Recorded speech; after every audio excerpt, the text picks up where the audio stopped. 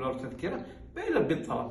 لكن الآن وجود شوقي أحمد هائل نقول تعظيم سلام، تعظيم سلام أستاذ شوقي أحمد هائل. غفرت عن كل الأخطاء اللي كان يقوم فيها رياض الحروي وإدارة الصقر. الآن موقف وطني. احنا نعرف انه ايام علي عبد الصالح الله يرحمه كان توقع تدخلات في اللحظات الأخيرة، تلفونات من علي عبد الصالح: الولد شوقي لو سمحت الملف الرياضي ابعدوا عن العيسي، اتركوا له مجال، وكانت تنسحب وتعرف ان اللعبة قذرة، فكنت تتحاشى انك حتى تدفع بمرشح مثل ما دفعت مره بفتحي عبد الواسع ومره بزيد النهاري، وللاسف انسحب زيد النهاري.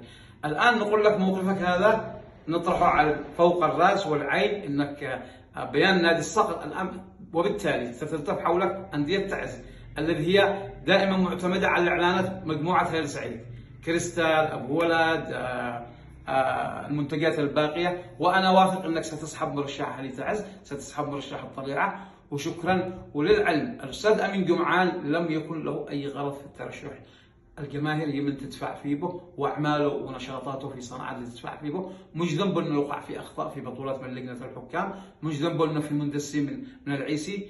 انا ابشركم انه الان القادم اعظم، انه الجمعيه الان اشباه الجمعيه اللي في القاهره هذول كلهم في شنك وغير شرعيه، مجرد الرفع للفيفا. الفيفا ستنتصر للحق. تمديد مره مرتين ثلاث ممنوع. شكرا للجميع.